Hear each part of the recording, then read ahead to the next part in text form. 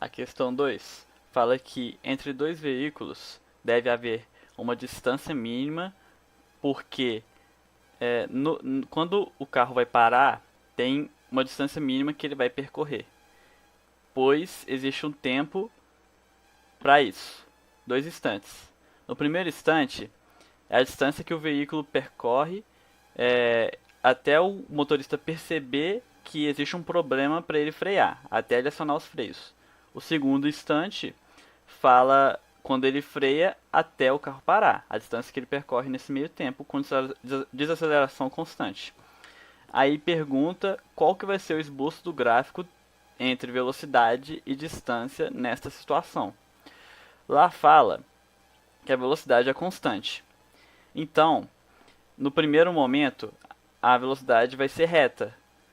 E é isso. No segundo momento, fala que a desaceleração é constante. E olhando na fórmula de Torricelli, o quadrado da velocidade é diretamente proporcional à distância. Então, há meio que o esboço desse gráfico é uma parábola. Então, no primeiro momento seria uma reta e no segundo momento seria uma parábola. Essa é a alternativa D. A questão 5 fala sobre Arquimedes, falando que ele consegue puxar um navio sozinho, usando uma força de 400 newtons. Aí fala que o navio está sob uma plataforma horizontal perfeitamente plana na areia e que o coeficiente de atrito estático entre a areia e o navio é 0,8 e que a massa do navio é 3.000 kg.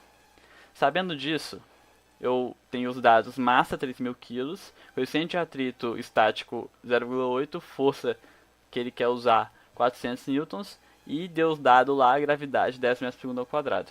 As fórmulas que eu vou usar, primeiro vai ser a de peso, que é massa vezes gravidade. 3.000 vezes 10, que vai dar 30.000 newtons. Porque o peso é a mesma que a força normal. E eu vou precisar da força normal para a segunda fórmula, que é a força de atrito estático é igual ao coeficiente de atrito estático vezes a força normal. Então isso vai ser 0,8 vezes 30.000, que é igual a 24.000 newtons.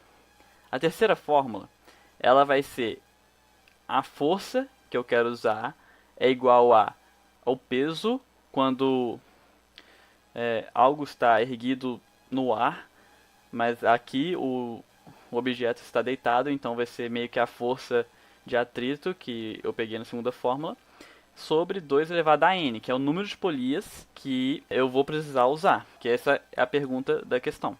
Isso vai ser 400 é igual a 24.000 sobre 2n, fazendo as trocas, vai ser 2n é igual a 24.000 sobre 400, 2 elevado a n é igual a 60. Não tem um número exato para isso. 2 elevado a 5 é igual a 32 e 2 elevado a 6 é igual a 64. Então é um número entre 5 e 6. Já que não tem como eu ter uma meia polia ou algo assim, vai de 5 para 6, então o número de polias é 6. Resposta é letra B. Na 7, fala dos efeitos de uma radioexposição aguda em adulto, baseada na quantidade de joules por quilo em um determinado tempo. Aí deu uma tabela com a quantidade de joules por quilo certinho e deu um paciente com os seguintes dados.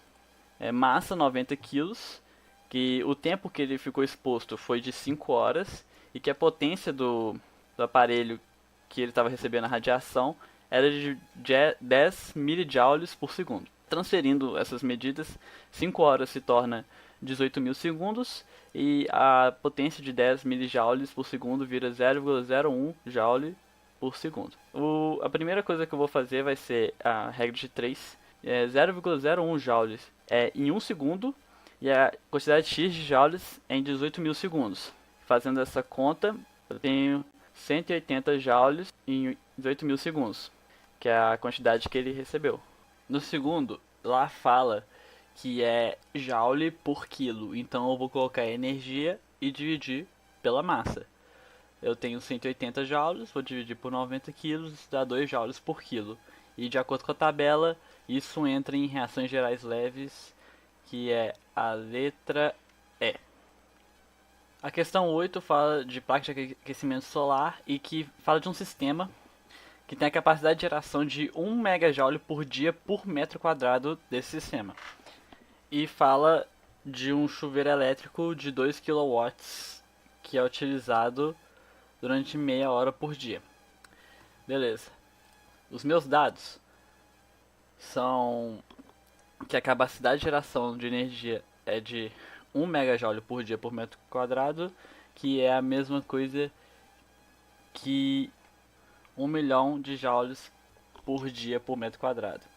A potência do chuveiro é 2 kW, que é igual a 2000 watts, que é a mesma coisa de 2000 joules por segundo. E fala do tempo que ele é usado, que é 30 minutos por dia, que é a mesma coisa que 1800 segundos por dia. A primeira coisa que eu vou fazer é a regra de 3 de 2000 joules em 1 segundo, x joules em 1800 segundos. X é igual a 1800 vezes 2000, que é igual a 3.600.000 joules por dia. Beleza. Eu tenho que 1 milhão de joules em um dia com 1 metro quadrado. Então, eu tenho que 3.600.000 joules é y metros quadrados. Que isso vai dar y é igual a 3.600.000 dividido por 1 milhão. Vai dar que y é 3,6 metros quadrados, que é a letra D. A questão 9 fala de uma pessoa que deitou numa sombra lá e o seu corpo suou para manter a temperatura constante. Fala que a potência para manter seu metabolismo é de 120 watts e nessas condições 20% dessa energia é dissipada pelo suor e cujo valor de vaporização, que é o calor latente, é de 540 cal por grama, que é o mesmo da água. E falou para utilizar um cal igual a 4 joules. E fala que ele ficou 2 horas nessa situação. Qual que é a quantidade de água que essa pessoa deve ingerir para repor a perda pela transpiração? Os dados são potência de 120 watts, que é 120 joules por segundo. Mas o suor usa só 20% disso, que é 24 joules por segundo, usando a regra de 3 dá isso. O calor latente é 540 cal por grama, que transformando para joule, que é o dado que eu vou precisar, é 2.160 joules por grama. O tempo é 2 horas, que é 7.200 segundos, e as fórmulas que eu vou usar, primeiro vai ser de calor latente, que é Q igual a ml, e a segunda é de potência, que é de E sobre T, mas a energia que eu tenho aqui é a caloria, o calor, o joule, então é Q sobre T. Ok, no primeiro momento eu tenho que Q é igual a M vezes 2160. Ele não me deu a massa, mas eu vou colocar isso daí para substituir na segunda fórmula e descobrir a massa de água que eu vou precisar. Na segunda fórmula eu tenho a potência, 24 joules por segundo, é igual a 2160 vezes M sobre 7.200 segundos. M vai ser igual a 24 vezes 7.200 sobre 2.160. M vai ser igual a 80 gramas. Isso é a letra E. Ok, fechou. A questão de número 1, ela dá 5 satélites que orbitam em volta da Terra e falam que são de mesmas massas. E pergunta qual gráfico que expressa as intensidades das forças que a Terra exerce sobre cada satélite. A distância d do satélite ao centro da Terra é constante e a força gravitacional terá intensidade constante com valor inversamente proporcional ao quadrado da distância entre o planeta e o centro da Terra. Assim, dA maior que dB, maior que dC, maior que dD, maior que dE, e FA menor que FB, menor que FC, menor que FD, menor que FE. Então, com isso, o gráfico que melhor representa as intensidades das forças é o gráfico de letra B. A questão de número 2. Como as engrenagens B e C giram com a mesma frequência de B é igual a frequência de C. sendo N o número de dentes do acoplamento entre as engrenagens A e B.